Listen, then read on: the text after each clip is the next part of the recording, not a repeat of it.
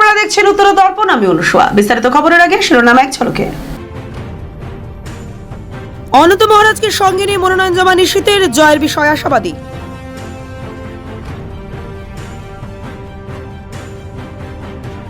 সব জল্পনার অবসান, মালদায় তৃণমূলের হয়ে প্রচার করবেন মৌসম। গৃহকর্ত্রীকে বেঁধে লুট, ফুলবাড়িতে হাড় হিম করা ঘটনায় আতঙ্ক।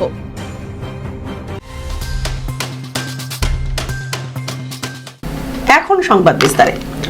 লোকসভা নির্বাচনের মনোনয়নপত্র জমা শুরু হয়ে গেল। বৃহস্পতিবার কোচবিহারে মনোনয়নপত্র জমা দিলেন কেন্দ্রীয় স্বরাষ্ট্র প্রতিমন্ত্রী নিশীথ প্রামাণিক। তার সঙ্গে উপস্থিত ছিলেন অনন্ত মহারাজও। এদিন মদনমোহন মন্দিরে পুজো দিয়ে মিছিল করে এসে মনোনয়ন জমা দেন নিশীথ। কোচবিহারে গতবার বিপুল ভোটে জয়ী হয়েছিল নিশীথ প্রামাণিক। এবার তার প্রতিদ্বন্দ্বিতা তৃণমূলের প্রার্থী জগদীশ বর্মা বসুনিয়ার সাথে, কিন্তু জয়ের বিষয়ে দৃঢ় নিশ্চিত নিশীথ প্রামাণিক। এদিন তিনি মনোনয়নপত্র জমা দিয়ে বলেন, বিজেপির লক্ষ্য সোনার বাংলা তৈরি করা। পাশাপাশি দেশের প্রধানমন্ত্রী নরেন্দ্র মোদীও দেশকে আরও শক্তিশালী করে তুলতে চান, তাই দেশের মানুষ এবারও তাকেই প্রধানমন্ত্রী করবে বলে আমি নিশ্চিত।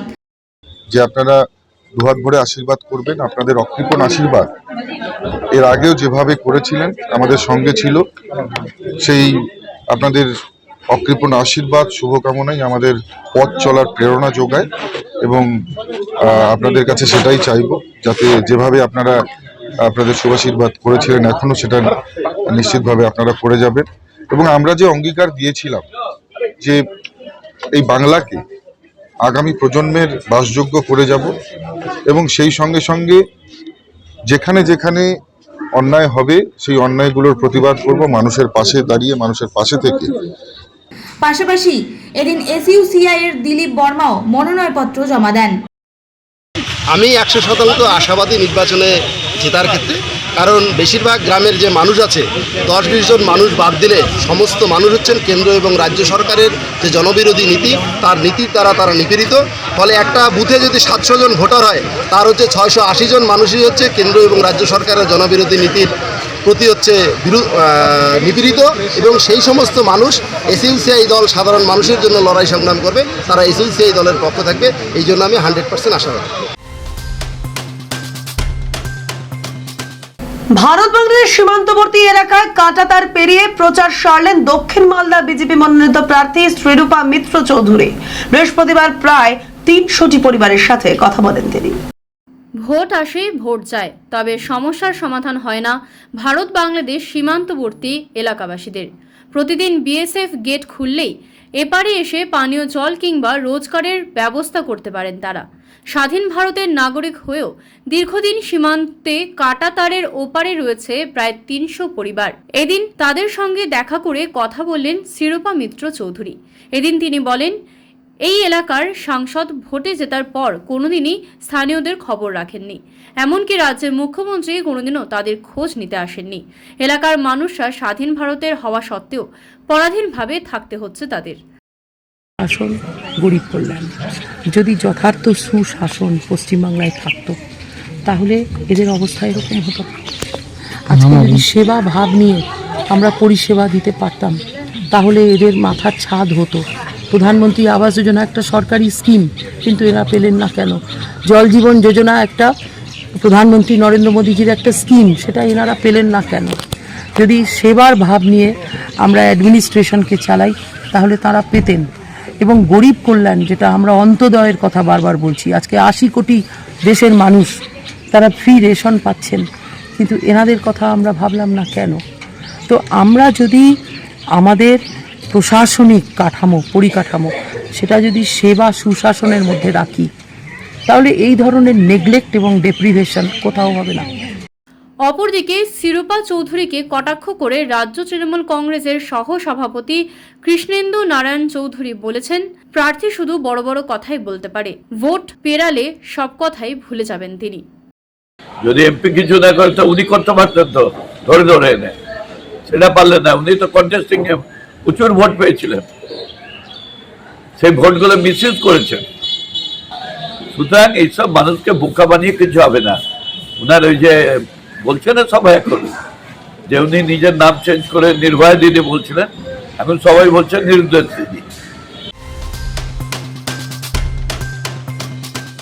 শিলিগুড়িকে কেন্দ্র করে বাণিজ্য উন্নয়নের লক্ষ্যে শিলিগুড়িতে একটি সম্মেলনের আয়োজন করলো Bengal chamber of commerce and industries.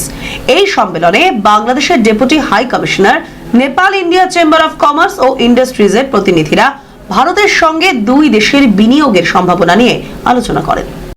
বৃহস্পতিবার শিলিগুড়ির মাল্লাগুড়ির একটি হোটেলে এই সম্মেলন অনুষ্ঠিত হয়। সম্মেলনে বিশেষ অতিথি হিসেবে উপস্থিত ছিলেন শিলিগুড়ির মেয়র গৌতম দেব। উত্তরবঙ্গের বিভিন্ন জায়গা থেকে উদ্যোগপতিরাও এই সম্মেলনে অংশগ্রহণ করেন। উত্তর পূর্ব ভারতের প্রবেশদ্বার হিসেবে পরিচিত শিলিগুড়ি শহরকে কেন্দ্র করে ভারতের সঙ্গে বাংলাদেশ ও নেপালের বিনিয়োগের বিষয় নিয়ে এদিন আলোচনা হয়। এদিন সংবাদ মাধ্যমের মুখোমুখি হয়ে মেয়র গৌতম দেব জানান, এ ধরনের সম্মেলন অনেকটাই গুরুত্বপূর্ণ। এর মধ্য দিয়ে উত্তরবঙ্গের ঐতিহ্য ও গুরুত্বকে সকলের সামনে তুলে ধরার সুযোগ থাকে। আশা করা হচ্ছে এই সম্মেলনের ফলে বাণিজ্যের ক্ষেত্রে অনেকটা উন্নয়ন হবে। এবং বিসিসিআই একটা খুব ভালো প্রোগ্রাম করছে। এটাতে আমাদের নর্থ বেঙ্গলকে একটা শোকেস করা, একটা ফোকাস করা নর্থ বেঙ্গলের বিষয়গুলো একটা পাওয়ার পয়েন্ট দিতে পারলে ভালো হতো। টাইম ছিল না, একটা স্পন্টেনিয়াস বললাম যেমন হবে। তো এগুলো এই ধরনের প্রোগ্রামগুলো, এটা ওদের থার্ড এডিশন ওরা করছে। চেম্বারগুলো এই ধরনের প্রোগ্রাম, এটা আমাদের উত্তরবঙ্গের ক্ষেত্রে এটা খুব ভালো বিষয়, ইম্পর্টেন্ট বিষয়, আমরা ওয়েলকাম করি। নির্বাচনের আগে ফের উদ্ধার আগ্নেয়াস্ত্র। হাত বদলের আগে একটি দেশি পিস্তল ও কার্তুজ সহ এক যুবককে গ্রেপ্তার করল বাগডোগরা থানার পুলিশ। ধৃত যুবকের নাম সঞ্জিত মণ্ডল ওরফে সোনু, নতুন পাড়া গোসাইপুরের বাসিন্দা। জানা গিয়েছে গতকাল রাতে গোপন সূত্রে খবরের ভিত্তিতে বাগডোগরা গোসাইপুর সংলগ্ন এলাকায় অভিযান চালিয়ে ওই যুবককে গ্রেপ্তার করে বাগডোগরা থানার সাদা পোশাকের পুলিশ। তার কাছ থেকে একটি দেশি পিস্তল এবং 1 রাউন্ড কার্তুজ উদ্ধার হয়। পুলিশ সূত্রে খবর, বিহার থেকে ওই আগ্নেয়াস্ত্র বিক্রির উদ্দেশ্যে নিয়ে এসেছিল অভিযুক্ত। ধৃতকে বৃহস্পতিবার শিলিগুড়ি আদালতে পাঠিয়ে হেফাজতে নিয়ে পুরো ঘটনার তদন্ত শুরু করেছে পুলিশ। বিজেপি বিধায়ক শঙ্কর ঘোষের মাতৃবিয়োগের পর বৃহস্পতিবার তার বাড়ি গিয়ে সমবেদনা জানালেন দার্জিলিং জেলার সমতল তৃণমূল কংগ্রেসের সভানেত্রী পাপিয়া ঘোষ। গত রবিবার একটি বেসরকারি হাসপাতালে মারা যান বিধায়কের মা। এরপর তার সঙ্গে দেখা করেন শিলিগুড়ি পৌর নিগমের মেয়র গৌতম দেব, বিজেপি রাজ্য সভাপতি সুকান্ত মজুমদার সহ অন্যান্যরা। এদিন পাপিয়া ঘোষও বিধায়কের বাড়ি গিয়ে দেখা করেন। দার্জিলিং জেলা সমতল তৃণমূল নেত্রীর কথায়, রাজনীতির ঊর্ধ্বে দিন শেষে আমরা প্রত্যেকেই শিলিগুড়ির বাসিন্দা, তাই এই সময় বিধায়কের পাশে থাকা আমাদের প্রত্যেকেরই দায়িত্ব। পাশাপাশি মাতৃবিয়োগের পর কখনোই সান্ত্বনা দেওয়ার কোনো জায়গা থাকে না। তবে আমরা ঈশ্বরের কাছে প্রার্থনা করব এই কঠিন সময় বিধায়ক এবং তার পরিবার যাতে বেরিয়ে আসতে পারে। একদমই আমরা জানি শিলিগুড়ির বিধায়ক শঙ্কর ঘোষ মহাশয়, তার মাতৃবিয়োগ হয়েছে গত 2 দিন আগে। তো কাজে ব্যস্ত থাকায়, বাইরে থাকায় আমি এসে পৌঁছতে পারিনি। তো আমাদের আমার মনে হয়েছে যে আমাদের প্রথম পরিচয় আমরা শিলিগুড়ি বাসিন্দা, অর্থাৎ সব কিছুর ঊর্ধ্বে, রাজনীতির ঊর্ধ্বে দিনের শেষে আমাদের সেই পরিচয়টাই প্রথম। এবং আজকে আমরা তার পরিবারের সাথে এবং তার সাথে দেখা করলাম, কথা বললাম। একটাই আশ্বাস যে সান্ত্বনা দেওয়ার তো জায়গা নেই, মা তো মা, তার উপরে আর কিছু হয় না। আমরা সবাই তার পাশে রয়েছি। প্রাক বসন্ত উৎসবে মেতে উঠল জলপাইগুড়ি আনন্দচন্দ্র কলেজের ছাত্রছাত্রীরা। নাচ, গান ও আবির খেলায় জমজমাট তৃণমূল ছাত্র পরিষদের অনুষ্ঠান। বৃহস্পতিবার তৃণমূল ছাত্র পরিষদের আনন্দচন্দ্র কলেজ ইউনিটের তরফে ঋতুরাজ বসন্ত আগমন উপলক্ষে বর্ণাঢ্য শোভাযাত্রার আয়োজন করা হয়। সুসজ্জিত ওই শোভাযাত্রা কলেজ ও সংলগ্ন এলাকা পরিক্রমা করে। এরপর কলেজের মুক্ত মঞ্চে মনোগ্রাহী সাংস্কৃতিক অনুষ্ঠানের আয়োজন হয়। কলেজের বিভিন্ন বর্ষের পড়ুয়াদের নৃত্য গীতের মাধ্যমে বসন্ত আগমনের সুর ছড়িয়ে পড়ে কলেজ চত্বরে। অধ্যাপকের পায়ে আবির দিয়ে শ্রদ্ধা জানায় পড়ুয়ারা। এরপর এই অনুষ্ঠান শেষে পড়ুয়ারা নিজেদের মধ্যে দোল উৎসবে মেতে ওঠে। পরস্পরকে নানান রঙের আবির মাখিয়ে গেয়ে ওঠে বসন্ত এসে গেছে। আজকে কলেজে বসন্ত উৎসব করছে আমাদের ছাত্রছাত্রীরা এবং আমাদের যে কলেজের সাংস্কৃতিক যে কমিটি আছে, সম্মিলিতভাবে আজকে আমাদের বসন্ত উৎসব পালন হচ্ছে। মাদক পাচারের ছক বানচাল করলো Siliguri metropolitan police. Brown sugar সহ এক ব্যক্তিকে গ্রেপ্তার করলো শিলিগুড়ি থানার অন্তর্গত খালপাড়া ফাঁড়ি পুলিশ। ধৃতের নাম কৈলাস সাহানি, বয়স আনুমানিক 50। ধৃত শিলিগুড়ির টিকিয়াপাড়ার বাসিন্দা। গোপন সূত্রের খবরের ভিত্তিতে খালপাড়ার ওসি সুদীপ কুমার দত্তের নেতৃত্বে ডাঙ্গিপাড়া এলাকায় অভিযান চালিয়ে ওই ব্যক্তিকে গ্রেপ্তার করে পুলিশ। তল্লাশিতে ধৃতের কাছ থেকে আনুমানিক 57 গ্রাম ব্রাউন সুগার উদ্ধার হয়েছে। ডাঙ্গিপাড়া এলাকাতে ওই ব্রাউন সুগার বিক্রি করতে এসেছিল ওই ব্যক্তি। পুরো ঘটনার তদন্তে নেমেছে পুলিশ।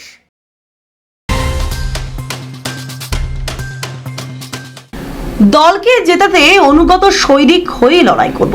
আশা ছিল আমি প্রার্থী হব, তবে দলের সিদ্ধান্ত মাথা পেতে মেনে নিয়েছি। এবার আমি প্রচারে নামছি। মালদার দুটো আসরে দলকে জেতানোর দায়িত্ব আমার। মালদায় ফিরে এই কথা জানালেন মৌসম বেনজির নূর, যদিও তা গুরুত্ব দিতে নারাজ বিজেপির জেলা সভাপতি উজ্জ্বল দত্ত। উত্তর মালদার দুবারের সাংসদ ছিলেন মৌসম বেনজির নূর। গত লোকসভা নির্বাচনে তিনি বিজেপির কাছে পরাজিত হন। তাই এবছর ফের প্রার্থী হয়ে বিজেপিকে হারানোর জন্য সংকল্পবদ্ধ ছিলেন। কিন্তু দল প্রার্থী হিসেবে প্রসূন বন্দ্যোপাধ্যায়ের নাম ঘোষণা করে দিয়েছে।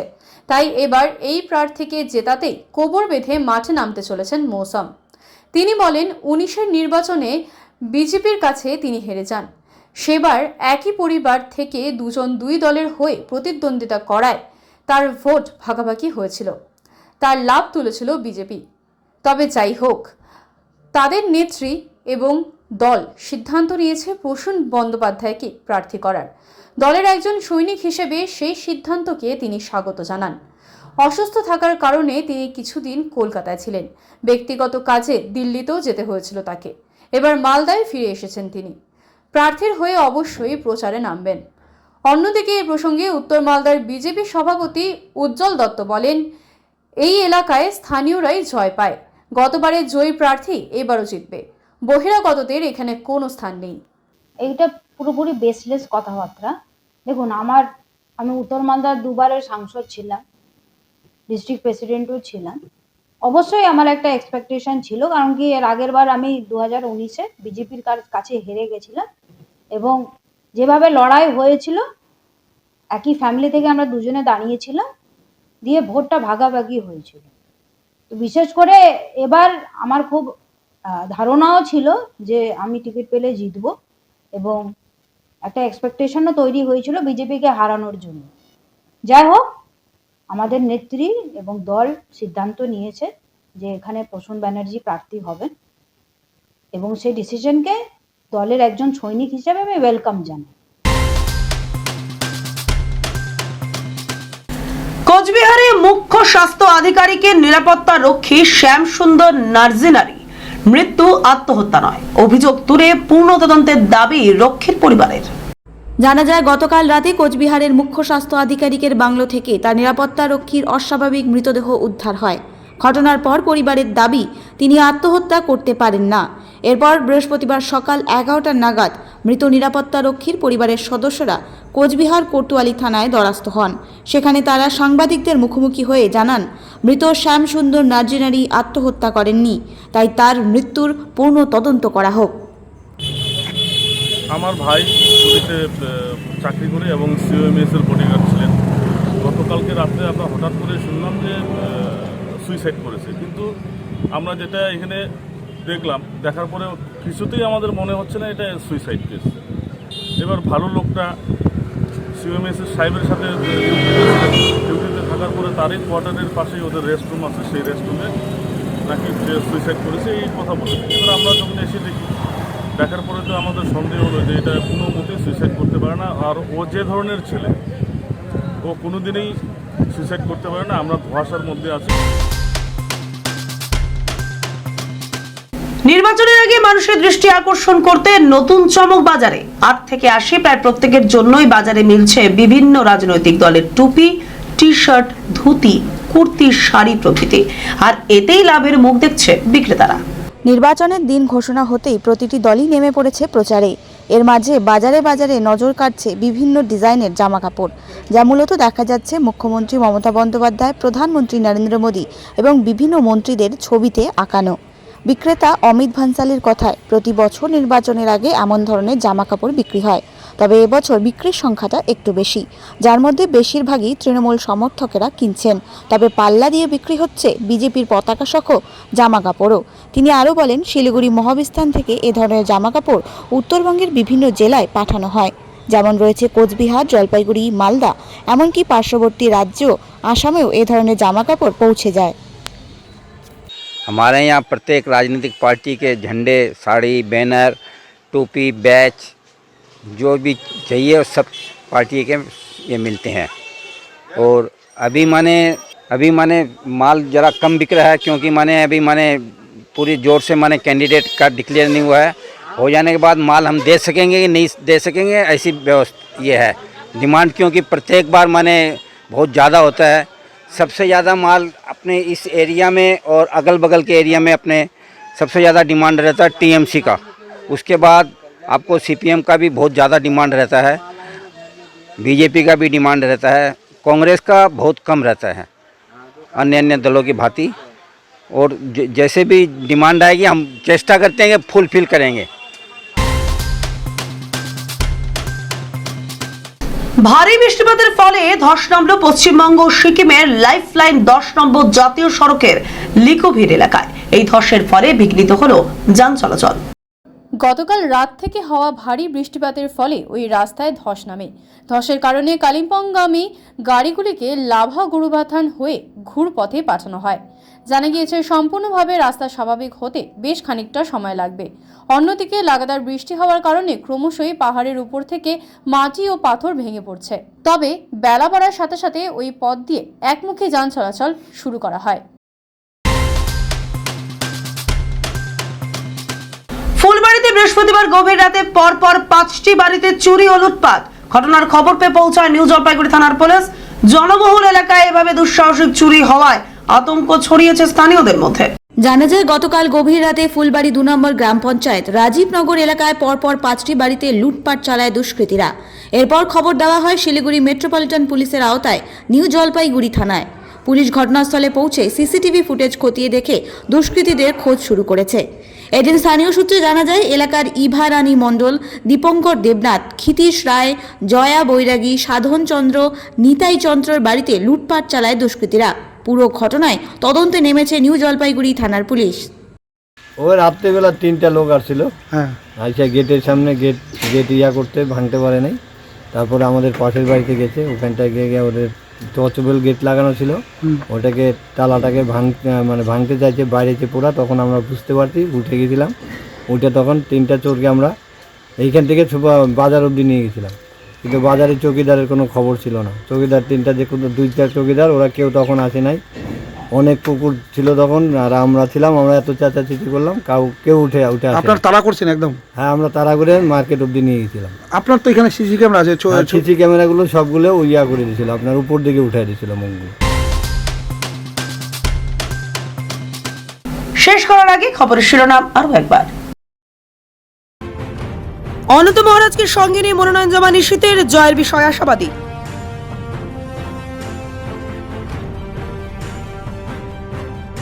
সব জল্পনার অবসান, মালদায় তৃণমূলের হয়ে প্রচার করবেন মৌসুম। গৃহকর্ত্রীকে বেঁধে লুট, ফুলবাড়িতে হাড় হিম করা ঘটনায় আতঙ্ক।